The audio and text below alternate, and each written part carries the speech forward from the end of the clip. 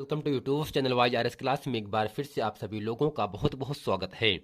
तो दोस्तों set number 1 2021 822 HJ code में मैंने इसके पहले के वीडियो में प्रश्न नंबर 3 और प्रश्न नंबर 4 के जितने भी खंड थे उन सभी खंडों को इसके पहले के वीडियो में मैंने अच्छे तरीके से आप लोगों को पढ़ा दिया था। आइए दोस्तों आज चलते हैं प्रश्न नंबर 5 के जो आपके 4 खंड हैं। इन चारों खंडों को इस पूरे प्रश्न में हम अच्छे तरीके से पढ़ने वाले हैं।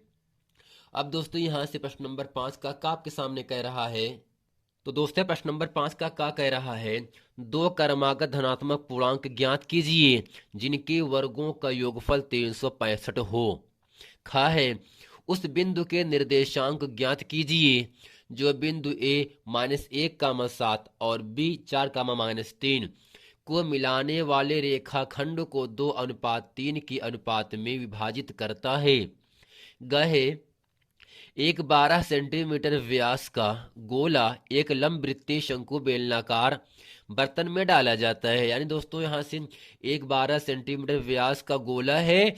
अब इस गोले को एक लंबवृत्तीय बेलनाकार बर्तन में डाला जाता है। फिर इसमें कह रहा है जिसमें थोड़ा पानी भरा है। यानी जो आपका लंबवृत्तीय बेलनाकार है, जो गोला है, उसमें दोस्तों आपका पानी भरा है। यदि गो- यदि पा, यदि गोला पानी में पूरा डूब जाता है, यानी दोस्तों जो आपका गोला है वह पानी में पूरी तरह से डूब जाता है, तो कहने का मतलब क्या होगा, जो लंबवृत्तीय बेलनाकार बर्तन है इस बर्तन में पानी डाला जाता है और इस पूरे बर्तन में यदि जो गोला है जिसका व्यास दिया है 12 सेंटीमीटर, इस लंबवृत्तीय बेलनाकार बर्तन में पूरा डूब जाता है। तो बर्तन में पानी की सतह 3 सही 5 बटे 9 का मतलब दो सतह का मतलब दोस्तों क्या होगा, ऊंचाई यानी यच का मान दिया है 3 सही 5 बटे 9 सेंटीमीटर बढ़ जाती है। बेलनाकार बर्तन का व्यास ज्ञात कीजिए। इसी के साथ दोस्तों जो प्रश्न नंबर 5 का घ कह रहा है, इसमें कह रहा है निम्नलिखित बारंबारता सरणी का बहुलक ज्ञात कीजिए। जबकि दोस्तों वर्ग अंतराल दिया है 1 से 3, 3 से 5, 5 से 7, 7 से 9, 9 से 11, 7, 8, 2, 2, 1 यह दोस्तों आपकी बारंबारता दिया गया है। आइए दोस्तों चलते हैं प्रश्न नंबर 5 के जितने भी खंड हैं, 4 खंड है का खा गा घा, इस चारों खंडों को इस पूरे वीडियो में हम अच्छे तरीके से पढ़ने वाले हैं। तो दोस्तों सेट नंबर 1 2021 800 पर एचजे कोड में प्रश्न नंबर 5 का आपके सामने कह रहा है, दो क्रमागत धनात्मक पूर्णांक ज्ञात कीजिए जिनके वर्गों का योगफल 365 है। हम दोस्तों यहां से लिखेंगे माना माना दो क्रमागत माना दो क्रमागत धनात्मक धनात्मक पूर्णांक यक्स और यक्स प्लस 1 है। अगर दोस्तों क्रमागत कहेगा तो हमें यक्स प्लस 1 मान लेना है। अगर दोस्तों यहाँ से सम क्रमागत कहेगा तो 2x प्लस 4 मानेंगे। ठीक दोस्तों, अब यहाँ दोस्तों क्या रहा प्रश्न में, यहाँ से लिखेंगे प्रश्नानुसार। यानी प्रश्न में कहा जा रहा है इन्हीं दोनों धनात्मक संख्या का वर्ग, अर्थात यहाँ जो आपका यक्स है तो यक्स स्क्वायर प्लस जो आपका यक्स प्लस 1 है इसका भी स्क्वायर करेंगे तो यक्स प्लस 1 का होल स्क्वायर बराबर दोस्तों दिए कितना है 365। तो धनात्मक पूर्णांकों के वर्गों का योगफल, यानी जो दो आपके धन पूर्णांक x और x+1 माने हैं, इसी का दोस्तों हमें वर्ग करके दोनों को जोड़ करके जो मान दिया 365 के बराबर हो जाता है। अब यहां से करते क्या है, यक्स स्क्वायर को लिखा है ऐसे, जबकि जो यक्स प्लस 1 है यहाँ पे लगाते हैं फार्मूला a+b का होल स्क्वायर का, जिसमें a का मान यक्स है, b का मान 1 है। तो यहाँ पे होगा x square plus b square plus 2ab। अब दोस्तों यहां से क्या होगा, बराबर आपका है 365 है। तो यक्स यक्स आपको मिलेगा 2x स्क्वायर प्लस 1, 2x इकन्नम दोस्तों होगा 2x, और यहां से जो 365 दिया इसका पक्षांतर होगा -365 बराबर दोस्तों 0 हो गया। अब यहां से करते क्या है, 2x स्क्वायर प्लस 2x, 365 में 1 घटाएंगे तो आपको मिलेगा -364 बराबर दोस्तों हो गया 0। अब यहाँ से करते क्या है, पहला पद 2x² है, दूसरा पद आपका 2x है, तीसरा पद -364 है। इन तीनों संख्या में 2 से तीनों संख्याएं कट जाती हैं, इसलिए हम यहाँ से 2 कॉमन कर लेंगे। तो दोस्तों ये बचा क्या, यहाँ से x² प्लस x माइनस दोस्तों क्या होगा, 2 एकम 2, 2 8 16, 2 दूनी 4 बराबर 0। और जो संख्या कॉमन लेते हैं उसको छोड़ दिया जाता है, तो x² प्लस x माइनस 182 बराबर दोस्तों 0 हो गया। अब दोस्तों करते क्या है, इसका हम मतपद तोड़ते हैं। 182 का नाम दोस्तों क्या होगा आपका, 182 होता है। 182 को हमें तोड़ना है 2 खंडे में, जिसे घटाने पर लाना है दोस्तों 1। तो यहां से जो 182 होगा उसको लिख सकते हैं 14 गुणी 13, यानी 14 13 में दोस्तों होता है 182।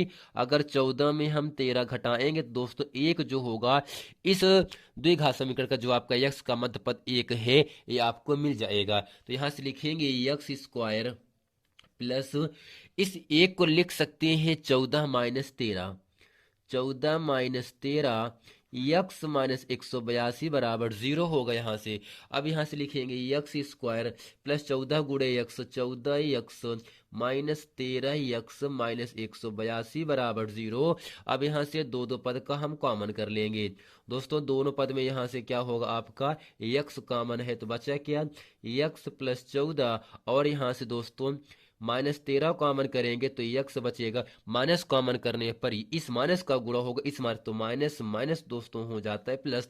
तो 13 के पहाड़े में 182 14 बार पे आ जाता है, बराबर दोस्तों हो जाएगा 0। अब यहाँ से करते क्या है, x प्लस 14 दोनों ब्रैकेट में है, इसे पुनः फिर कॉमन करेंगे तो x प्लस 14, और यहाँ से x माइनस 13 बचा, x माइनस 13। और दोस्तों दोनों पद 0 के बराबर हैं, तो यहाँ से होगा क्या, x प्लस 14 बराबर 0, और ये होगा x बराबर -14, x माइनस 13 बराबर 0, x बराबर दोस्तों 13 हो गया। दोस्तों यहाँ से कहने का मतलब जो निगेटिव संख्या -14 आया है ये आपका असंभव है, अग्रहणी है, इसलिए हम x बराबर -14 को छोड़ देते हैं। तो जो x बराबर 13 आया है यह आपकी पहली समक्रमागत संख्या है।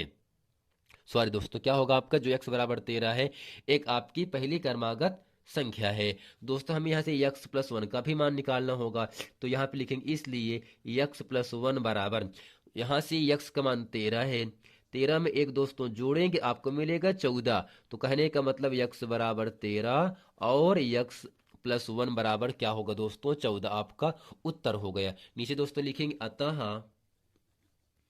अतः दोनों क्रमागत संख्याएं, अतः दोनों क्रमागत संख्याएं 13 व 14 है। दोस्तों आशा करते हैं ये पूरा प्रश्न अच्छी तरीके से आप लोगों को समझ में आ गया होगा। अब दोस्तों चलते हैं आपको लेकर प्रश्न नंबर 5 के प्रश्न नंबर ख में। अब दोस्तों प्रश्न नंबर ख कह रहा है 5 का, उस बिंदु के निर्देशांक ज्ञात कीजिए जो बिंदु a -1, 7 और b 4, -3 को मिलाने वाले रेखाखंड को 2:3 के अनुपात में विभाजित करता है। अब दोस्तों यहां से लिखेंगे दिया है दोस्तों, दिया क्या है, बिंदु a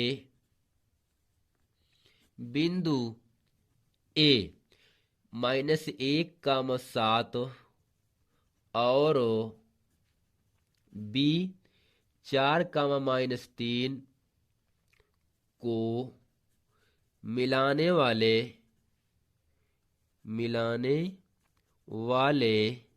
रेखाखंड को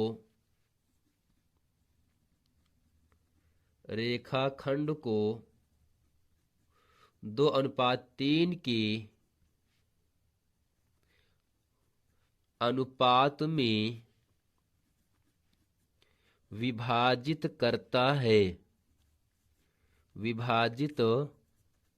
करता है। अब दोस्तों यहां से लिखते क्या है, जो आपका 2 अनुपात दिया है 2:3 दिया है, यही दोस्तों m1 m2 होता है, x1 y1 x2 y2। अगर दोस्तों प्रश्न में ना तो अंतः लिखा रहे ना कहीं पर आपका बाह्य बिंदु लिखा रहे तब हम अंतःविभाजन बिंदु के निर्देशांक से हम इस बिंदु का निर्देशांक निकालेंगे। तो यहां से लिखेंगे इसलिए अंतः विभाजन बिंदु के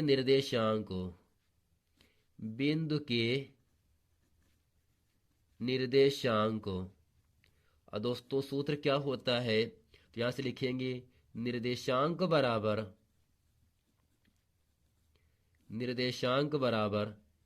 m1x2 प्लस m2x1 बटे m1 प्लस m2। फिर दूसरे में दोस्तों क्या होगा, m1y2 प्लस m2y1 बटे m1 प्लस m2, जैसा कि दोस्तों m1x2 m2x1 m1 plus m2 कामा m1y2 m2y1 बटे m1 प्लस m2, इन सब का मान ऊपर आपको दिया गया है। तो यहां से लिखते क्या है, m1 का मान दोस्तों 2 दिया है, गुणे में दोस्तों f2 का मान कितना है आपका 4 है, प्लस m2 का मान 3 दिया है, जबकि x1 का मान -1 है, बटे में दोस्तों क्या होगा m1 प्लस m2 का मतलब 2 प्लस 3 हुआ, कामा यहां से करेंगे और इसी के साथ जो आपका m1 का मान 2 दिया है, y2 का मान -3 है, प्लस m2 का मान 3 गुणे y1 का मान दिया है यहां से 7, नीचे होगा 2 प्लस 3। अब दोस्तों करते क्या है, हम यहां से करते हैं इन सबको पहले हल करेंगे। 4 दूनी 8 प्लस माइनस का -3 का नम 3 बटे 3 2 5 हो गया, -3 दूनी 6 प्लस 7 3 21 बटे आपका दोस्तों 5 हो गया। हम यहां से करते क्या है, 8 में 3 घटाएंगे दोस्तों आपको मिलेगा 5 बटे 5, 21 में दोस्तों 5 घटाएंगे तो आपको मिलेगा 16 बटे 5। अब करते क्या, यहां से 5 से 5 कट गए एक बार पे, तो जो आपका निर्देशांक मिला 1, 16 बटे 5, 1, 16 बटे 5, यही दोस्तों 1, 16 बटे 5 इस पूरे प्रश्न का उत्तर हो जाता है। तो दोस्तों आशा करते हैं अगर दोस्तों दो बिंदु दिया गया है, बिंदु ए बिंदु बी दिया गया हो, उसके साथ आपका अनुपात भी दिया गया हो, तो हमें अगर उस बिंदु का निर्देशांक पूछेगा तो हमें मध्य बिंदु के सूत्र से हम उस बिंदु का निर्देशांक निकालेंगे। दोस्तों आशा करते हैं प्रश्न नंबर 5 का प्रश्न नंबर ख अच्छे तरीके से आप लोगों को समझ में आ गया होगा।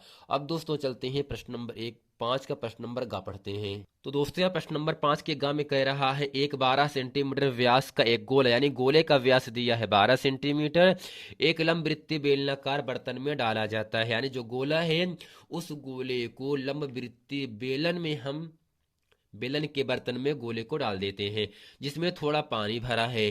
तो बर्तन में पानी की सतह का मतलब दोस्तों इसकी ऊंचाई 3 सही 5/9 का मतलब 9 त्रिक 27 5 32/9 सेंटीमीटर बढ़ जाती है, अर्थात जो आपका यच का मान दिया है वह 32/9 दिया है। तो बेलनाकार बर्तन का व्यास ज्ञात कीजिए। अब दोस्तों यहां से लिखेंगे क्या दिया है,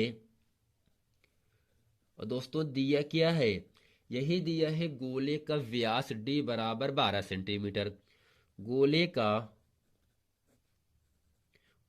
का व्यास d बराबर 12 सेंटीमीटर।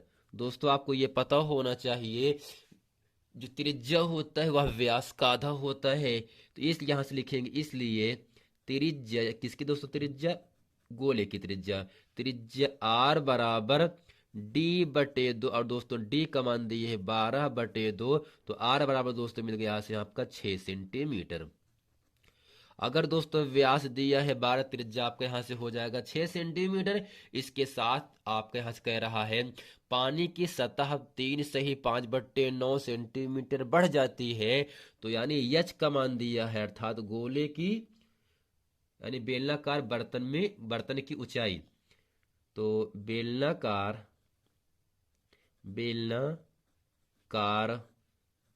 बर्तन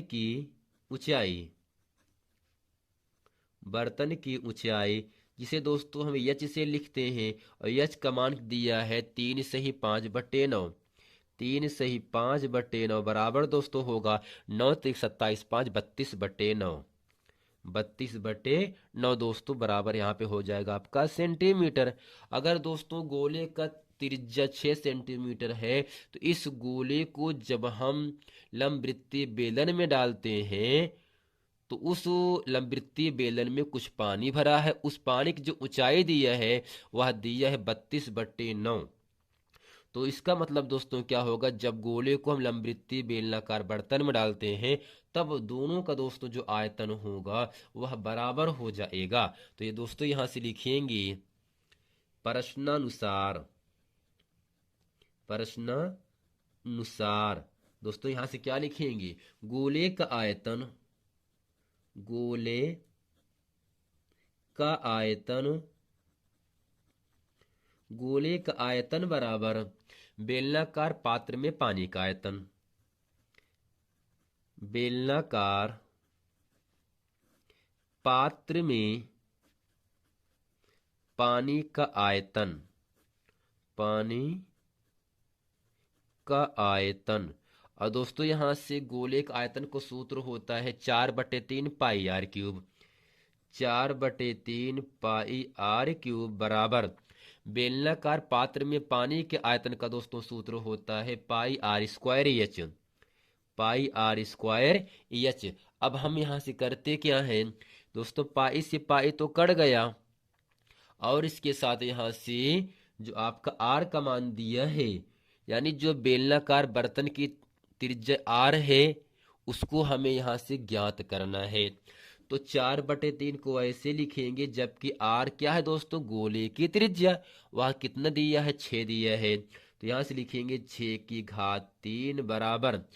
अब दोस्तों आर स्क्वायर का मान निकालना है, आर का मान, जबकि एच का मान दिया है 32/9 दिया है। अब दोस्तों करते क्या है, यहां से अभी हम इसे काट देते हैं।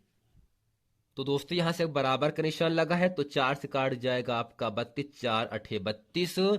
और दोस्तों इसके साथ यहां से जो आपका 6⁻³ है, 6 का घन का मतलब होता है 6×6 = 36, 6 × 216, तो 216/3 बराबर दोस्तों होगा यहां से आर स्क्वायर गुणे 8/9।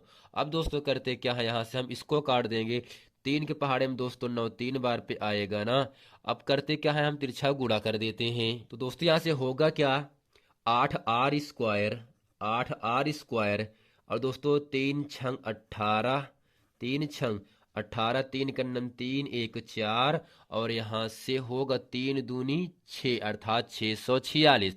और दोस्तों यहां से 8 से ये कट जाएगा, तो दोस्तों यहां से होगा आर स्क्वायर बराबर 648/8। तो आर स्क्वायर बराबर 8×8 = 64, 8×9 दोस्तों 8, अर्थात जब 648 में 8 से भाग करेंगे तो 81 मिल जाएगा। तो दोस्तों यहाँ से 81 का वर्गमूल कितना होता है, 9 होता है।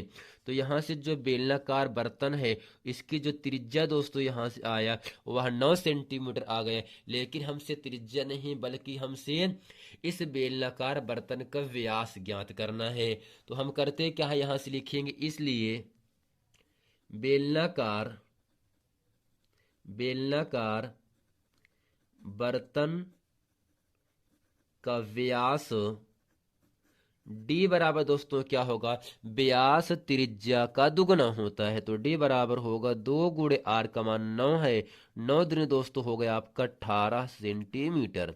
दोस्तों आशा करते हैं प्रश्न नंबर 5 का प्रश्न नंबर गा अच्छे तरीके से आप लोगों को समझ में आ गया होगा। अब दोस्तों चलते प्रश्न नंबर 5 के गा में पढ़ते हैं। तो दोस्तों प्रश्न नंबर 5 के घ में कह रहा है, निम्नलिखित बारंबारता सारणी का बहुलक ज्ञात कीजिए। वर्ग अंतराल 1 3 3 5 5 7 7 9 9 11, बारंबारता दिया है 7 8 2 2 1। दोस्तों आपको ये याद कर लेना चाहिए कि बहुलक का दोस्तों सूत्र क्या होता है। तो सबसे पहले हम करते क्या है, यहां से लिखेंगे बहुलक बराबर, बहुलक बराबर दोस्तों सूत्र होता है यहां से L1 प्लस, और दोस्तों ब्रैकेट में क्या होगा, F1 minus F0, F1 minus F0 बटे 2F1 माइनस F0 माइनस दोस्तों F2 गुणे में दोस्तों आपका H होता है। अब यहाँ से जो आपका F1 F2 F0 L1 क्या होगा, इस वर्ग अंतराल और बारंबारता में हम प्राप्त कर लेंगे। तो यहाँ से दोस्तों बारंबारता में 7 8 2 2 1 में जो संख्या सबसे ज्यादा बार आता है वही आपका F1 होता है। तो इसमें 8 सबसे ज्यादा बार आया है, तो दोस्तों 8 क्या होगा, इसका आपका बारंबारता F1 हो गया। इसी के ठीक नीचे जो आपका 2 है, यही आपका दोस्तों F2 होता है। और बारंबारता के ठीक ऊपर का जो मान होगा, अर्थात F1 के ठीक ऊपर का जो मान होता है वह दोस्तों आपका F0 होता है। और इस F1 के सामने जो वर्ग अंतराल दोस्तों ये आ रहा है 3,5, इसमें दोस्तों 3 क्या होगा आपका L1 होगा, 5 क्या होगा दोस्तों आपका L2 हो जाएगा। तो यहां से लिख देंगे L1 बराबर 2, L2 बराबर 5। और दोस्तों यच क्या होता है, यच होता है उच्च वर्गीय सीमा और निम्न वर्गीय सीमा का अंतर। 3 में से दोस्तों 1 घटाएंगे 2, 5 में से 3 गया 2, 7 में से 5 गया 2, 9 में से 7 गया 2, यानी सब के बीच में 2 2 का डिफरेंट आ रहा है। तो इसका मतलब जो यच का मान होगा वह आपका 2 होगा। अब दोस्तों नीचे लिखेंगे यहां पर प्राप्त प्राप्त सारणी से आंकड़े निम्न है। अब दोस्तों यहां से क्या होगा आपका, F1 का मान 8 है तो F1 बराबर दोस्तों लिखेंगे 8, F2 बराबर दोस्तों यहाँ लिखेंगे 2, F0 बराबर होगा यहाँ से 7, और L1 बराबर 3, L2 बराबर 5, और H बराबर दोस्तों 2 हो जाएगा। अब इतना करने के बाद बहुलक का सूत्र आपके सामने है, केवल हमें सूत्र में रखना है, हल करना है, और आपको यहां से बहुलक का मान प्राप्त हो जाएगा। तो दोस्तों L1 का मान यहां से 3 है, प्लस F1 का मान दोस्तों कितना है 8, माइनस F0 का मान दिया है यहां से 7 बटे 2 गुणे F1 का मान दोस्तों कितना है 8, और F0 का मान कितना दिया है 7, और F2 का मान यहाँ से 2 दिया है, और गुणे में दोस्तों H का मान आपका 2 दिया है। अब यहाँ से करते हैं 3 प्लस 8 में दोस्तों 7 घटाओगे 1 मिलेगा, 1 बटे 8 दूनी 16, माइनस माइनस जुड़ता है, -7 -2 -9, और गुणे में दोस्तों आपका 2 है। अब यहां से करते क्या है 3 प्लस 1 बटे 16 में से 9 गए 7, गुणे में दोस्तों आपका 2 है। अब यहां से होगा क्या 3 प्लस 2 इक्यावन 2 बटे 7, और यहां से होगा 7 त्रिक 21, 7 त्रिक 21 21 23 बटे 7, 23 बटे 7, और दोस्तों भाग करने पर यहाँ पर आपको प्राप्त हो जाएगा। तो दोस्तों भाग करने के बाद यहाँ पर आपको प्राप्त होगा 3.28, 3.28, यही दोस्तों क्या होगा इस पूरे प्रश्न का उत्तर हो जाता है। तो दोस्तों आशा करते हैं F1 F2 F0 L1 L2 H का मान किस प्रकार से निकाला जाता है बहुलक ज्ञात करते समय, ये अच्छे तरीके से आप लोगों को समझ में आ गया होगा। मिलते हैं दोस्तों नेक्स्ट वीडियो में, तब तक के लिए थैंक यू।